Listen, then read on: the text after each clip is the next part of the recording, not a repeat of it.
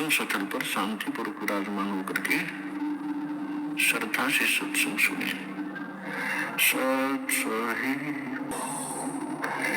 परम पिता परमात्मा पूर्ण ब्रह्म सर्व सृष्टि रचनहार कबीर परमेश्वर जी अपनी प्यारी आत्माओं को यथार्थ ज्ञान देने के लिए वे स्वयं ही आते हैं, अपने सतलोक से चलकर आते हैं और वो गुरु की भूमिका निभाते हैं। क्योंकि यदि पृथ्वी पर गुरु होते तो परमात्मा को आने की आवश्यकता नहीं थी। पृथ्वी पर गुरु नहीं थे, ये लिटिल नॉलेज वाले गुरु थे, नीम हकीम थे। इन्होंने न तो अपने सदग्रंथों को समझा, इनके पास वो साधना भी नहीं थी जिससे ये कोई अनुभव ठीक कर सके परमात्मा के विषय में। इसलिए गुरु रूप में परमात्मा स्वयं ही आते हैं और वो अपनी महिमा भी बताने की चेष्टा करते हैं कि मैं परमात्मा हूं, लेकिन वो हमारे गले नहीं उतरती, क्योंकि हमने जो ज्ञान सुना होता है वो अज्ञान होता है। हम परमात्मा को निराकार मान बैठे होते हैं और जिससे भी हम सुनते हैं या कोई उन ऋषि महर्षियों के अनुभव को हम पढ़ते थे तो सभी ने अंत में एक निष्कर्ष दे रखा था कि परमात्मा तो निराकार है, उसको देखा नहीं जा सकता, केवल परमात्मा का प्रकाश ही हम देख सकते हैं।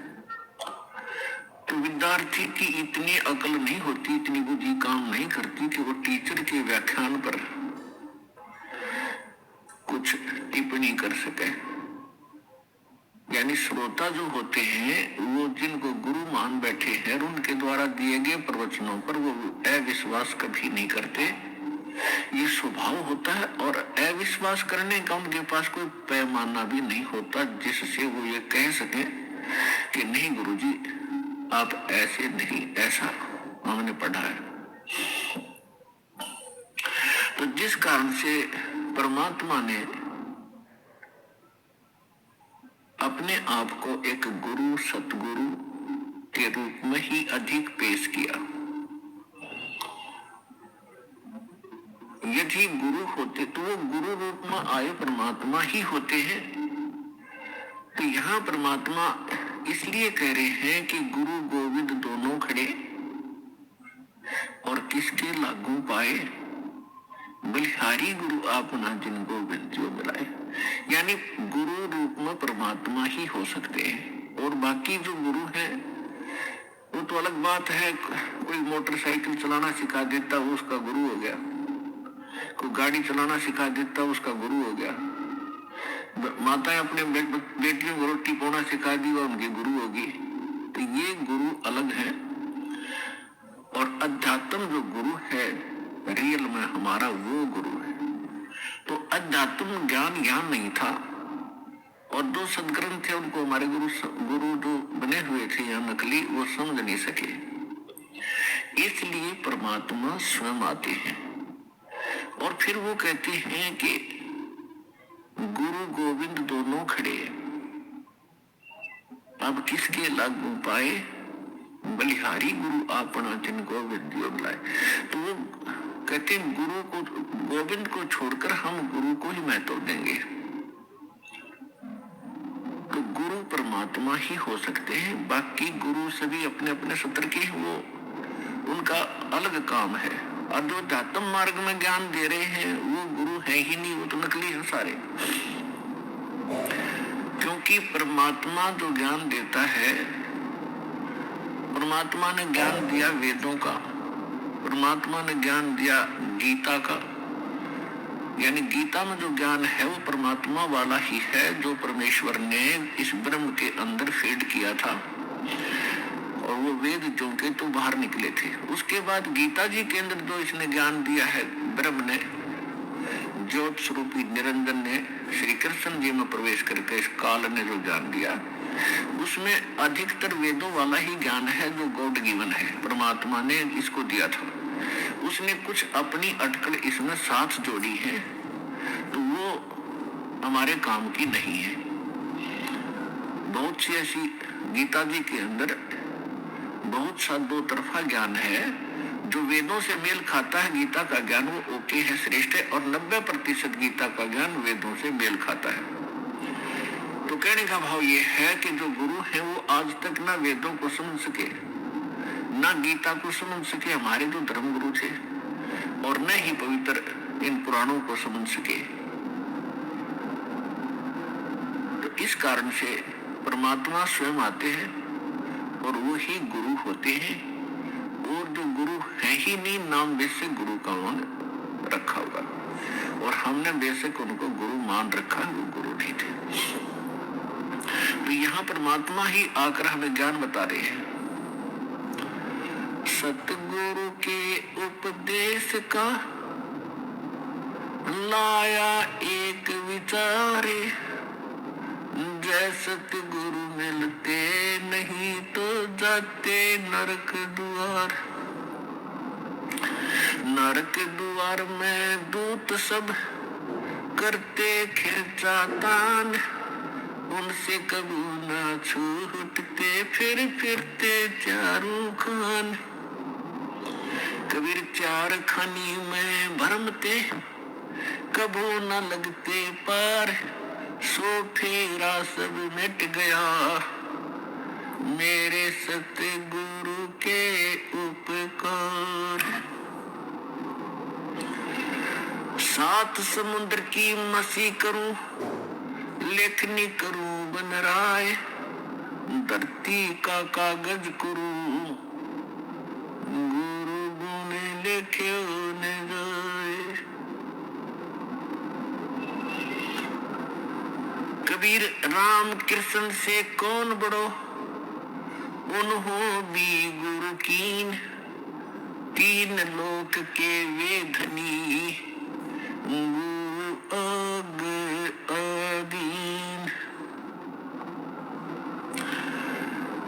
परमात्मा ने अध्यात्म मार्ग के अंदर प्रथम जो कड़ी है वो गुरु बताया है, और गुरु के बिना जो साधना करते हैं, मनमुखी साधना करते, वो साधना नहीं है, उनका व्यर्थ प्रयत्न है। इसलिए गुरु बिन माला फेरते, गुरु बिन देते दान, गुरु बिन दोनों निष्फल हैं, से पूछो बेधुरा। गर्भ योगेश्वर गुरु बिना, लाग्या हर की सेव, कहे कबीर बैकुंठ से वो फेर दिया सुखदेव। राजा जनक गुरु किए फिर कीनी हर की सेव, कहे कबीर बैकुंठ को चले गए सुखदेव। गुरु की महिमा बताते हुए परमात्मा कह रहे हैं कि सुखदेव नाम के ऋषि को गर्भ में ही, मां के गर्भ में ज्ञान हो गया था कि मनुष्य जीवन केवल परमात्मा प्राप्ति के लिए ही प्राप्त होता है, और हम बाहर आकर के अपने मूल उद्देश्य को भूलकर केवल सांसारिक जोड़ तोड़ में, इन कोठी बंगले के बनानों में ही अपना जीवन नष्ट करके, और एक हारे हुए जुहारी की तरह हाथ मसलते हुए चले जाते हैं। जब हम ये संसार छोड़कर चलते हैं, तब हमें सब पता लग जाता है कि हमसे भारी भूल हुई है। हमने वो काम तो किया ही नहीं जो मनुष्य जीवन का करना था। ये तो पक्षियों जैसे ही काम किए, और उसी में सारा जीवन नष्ट करके और फूले फिरते रहे। फिर ये वहां जाके रोता है जीव धर्मराज के सामने खड़ा होकर के, जहां इसका न्याय किया जाता है, इसका हिसाब होता है। तो बहुत रोता है, बहुत पछताता है, इसको पश्चाताप करता है, फिर इसको सब बातें याद आती है कि जब तू मानव शरीर प्राप्त करके यहाँ से गया था, कितना शुक्र मनाया था भगवान का, और क्या क्या प्रॉमिस किया था, भगवान भक्ति गणी करूंगा और पेट गुजारा तो आपने ही देना है दाता। तो उस समय उसको याद आती है वो बातें, पौ फाटी पगरा भया जागी जिया जून, सबका हो कुदेत है वो चोट समाना चून। सभी प्राणियों का, जितने भी ब्रह्मांडों के अंदर जितने प्राणी हैं, सबका वो परमात्मा पालन करता है और सभी की उसको चिंता है, क्योंकि माँ के गर्भ में जब ये बालक होता है उस समय ना माता सहाय कर सकती है, ना को पिता का सहयोग वहां काम कर सकता है, तो वहां पालन कौन करता आपका, वहां आपका सुरक्षा रक्षण करने वाला कौन था? तो वहां भी उस परमेश्वर ने ही आपकी सुरक्षा की, आपका पोषण किया, ते जुगाड़ कुछ भी जोड़ा उसने, कोई तरीका बनाया, माँ की नाभि से आपकी नाभि जोड़ दी और आपका शरीर पुष्ट हुआ। और माँ के गर्भ में आप बहुत दुखी होते हो, ऊपर को पैर होते हैं, नीचे को सिर होता है, और बाहर आके आप भगवान भूल जाते हो। कबीर साहब कहते हैं, दुख में सुमरण सब करे, सुख मुकुर ना कोई, जय सुख में सुमरण कर, तो दुख कहे को होए। परमात्मा याद दिलाते हैं कि जब तुम पर आपत्ति आ जाती है तब तो भगवान दिखाई देता है, और जब तक तुम्हारे पूर्वजन्म के संस्कार ठीक होते हैं, आपके पुण्य चलते हैं और आप अपने आप को सुखी महसूस करते हैं। वैसे तो यहाँ सुख है नहीं, हम झूठे सुख कोई सुख मान बैठे। कबीर साहब कहते हैं, झूठे सुख को सुख है ये मान रहा मनमोद, तो सकल के बिना काल का कुछ मुख में कुछ बोध। फिर भी जब तक हम सुखी महसूस करते हैं तो भगवान से कोसों दूर रहते हैं। और भगवान की पूजा कैसी करते हैं, महीने 2 महीने 6 महीने में कभी इष्ट धाम पर मत्था टेक आए, शुक्रवार मंगलवार को प्रसाद बांट दिया, किसी दिन व्रत रख लिया।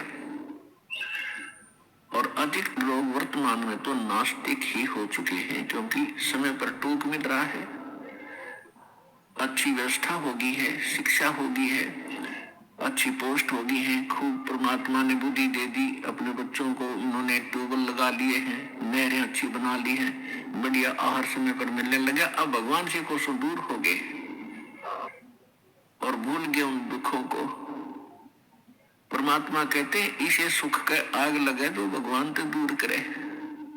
परमात्मा कहते, सुख के माथे पत्थर पड़ो, जो नाम हृदय ते जावे, और बलिहारी व दुख के जो पल पल ना मिटावे। पुराने समय में हमारे पूर्वज बताया करते थे बुजुर्ग कि वर्षा ना होती थी, भगवान को याद किया करते थे, कोई भी दुख आता था भगवान को बैठकर याद करते थे, हमारी आपदाएं टला करती थी। और अब भगवान 100 कोस दूर हो गया, अब तो बिजली याद रहती है, बिजली ना ही ट्यूबवेल चलाऊं वो भगवान याद नहीं आता। तो परमात्मा कहते, इस सुख बाढ़ में पड़ो जिससे भगवान की भूल पड़े। तो सत्संग आने से फिर हमें याद होता है कि भगवान की कितनी आवश्यकता है। तो सत्संग आने से फिर सुखी भी भगवान की भक्ति करेंगे। यदि दुखी व्यक्ति भक्ति करते हैं तो सुख देता है परमात्मा, उसका गुण है। और यदि सुख में ही भक्ति करते रहे तो दुख ना हो। और मूल काम मनुष्य जीवन का भक्ति ही करना था, वो हम भूल चुके थे। तो इसका ज्ञान संत और परमात्मा ही दिलाते हैं, सतगुरु दिलाते हैं। सतगुरु का बहुत अभाव हो गया और सत्संग सुन सुन कर इंसान बहरे हो गए। इन नकली संतों के अटपट खटिन, उनको बात का पता नहीं, कोई कख इनको पास नहीं। श्रद्धालु उनके ऊपर डिवोट होकर के, समर्पित होकर के अपना जीवन नाश कर गए। इतना बिगाड़ दिया धार्मिक इस मार्ग को, अब सेट करना दास के लिए कितना कठिन हो रहा है। इतने टीवी चैनल चलते हैं, सब पर कोई बकवाद घड़ी जाती है इन संतों के द्वारा, कख भी पता नहीं, और सब सुन सुन कर बहरे हो लिए और उनको फाइनल मान चुके। तो इसका अब धीरे धीरे निवारण होगा इस संकट का, और सभी शिक्षित है। देख रहा दास के इतना विपरीत मार्ग है समाज के और पूर्व ज्ञान के, और उसके बाद भी कितनी सफलता मिली है, क्योंकि इसमें सत्यता घनी है और सत्य को कोई मिटा नहीं सकता। वो अपना स्थान बनाया करती है, लेकिन उसकी स्पीड स्लो होती है। भले ही धीरे धीरे चलेगा, लेकिन ये सफल होगा। एकदम पूरा विश्व इस ज्ञान को और इस भगवान को स्वीकार करेगा और उद्धार होगा, सुखी होगा।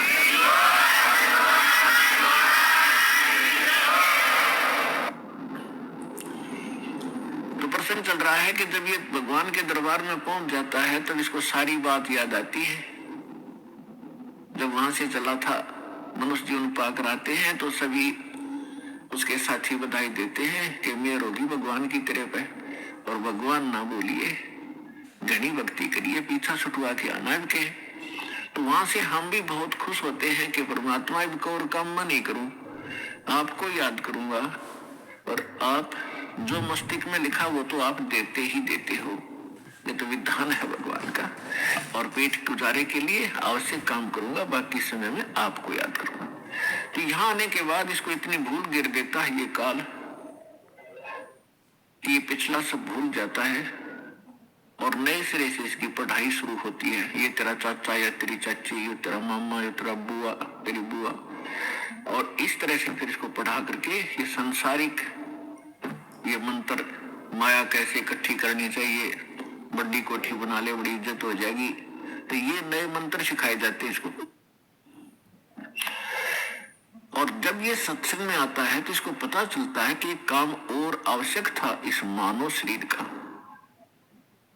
जो शुरू भी नहीं किया। तो वहां से परमात्मा के दरबार में जब ये जाता है, इसको सारी बात याद आती है, और फिर ये हाथ जोड़ता है धर्मराज के सामने कि हे महाराज, एक मनुष्य जीवन और दे दो, अब के कति नहीं बोलूंगा। धर्मराज फिर उसकी पिछली हिस्ट्री चालू कर देता है। असंख्य जन्म हो गए, हमने मानव शरीर प्राप्त किया, इनमें बकवादों में खोया, और वहां जाके फिर नहीं रोया। तो उसकी थोड़ी सी क्लिप दिखा देता है कि ले, तू तो झूठा बहुत है, और पहले भी ऐसे प्रॉमिस तूने किए थे, एक पूरा नहीं किया। उसकी पिछली फिल्म चला देता, देख इस जन्म में मनुष्य जीवन मिला, क्या कह रहा है तू, और क्या कर रहा है जाके नीचे, और आके फिर क्या कह रहा है, एक जन्म और दे दो, फिर दूसरा, फिर तीसरा। 1 मिनट के अंदर उसको हजारों मनुष्य जन्म दिखा देता है कि गधे तू ऐसी बकवास करता है, यहाँ अगर तेरी समझ में आ जाती है, वहां तू सुनता नहीं, भाग यहां से। तो उसको गधे की योनि में ठोक दिया जाता है। तो पुण्यात्माओं, ये गॉड गिवन स्पिरिचुअल नॉलेज है। अब वो शंका भी समाप्त होगी है, कोई नौका किसने देखा है, भगवान ने बताया करके ये।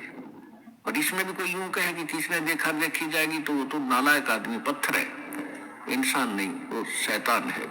कहते हैं जब माँ के गर्भ में तू रो रहा था, परमात्मा ने तेरी पुकार सुनी और ठीक ठाक तेरा शरीर बाहर कर दिया, और बाहर आके अब तू भूल गया। कहते उस समर्थ की रीझ, उस समर्थ की रीझ भुलाई, अब कुल कुटुंब से राता, गर्भ के अंदर बचन भरे थे, कहाँ गई वो बाता। परमात्मा कितने प्यार से समझाना चाहते हैं, भूल गए उन दिनों को। उस समर्थ की रीझ छुपाई, उस परमात्मा ने तेरे ऊपर रहम किया, खुश हुए, और तेरे को मनुष्य जीवन देकर माँ के गर्भ से संकट से बाहर निकाला। नहीं तो बहुत से बच्चे गर्भ में मर जाते, माँ भी मर जाती साथ में।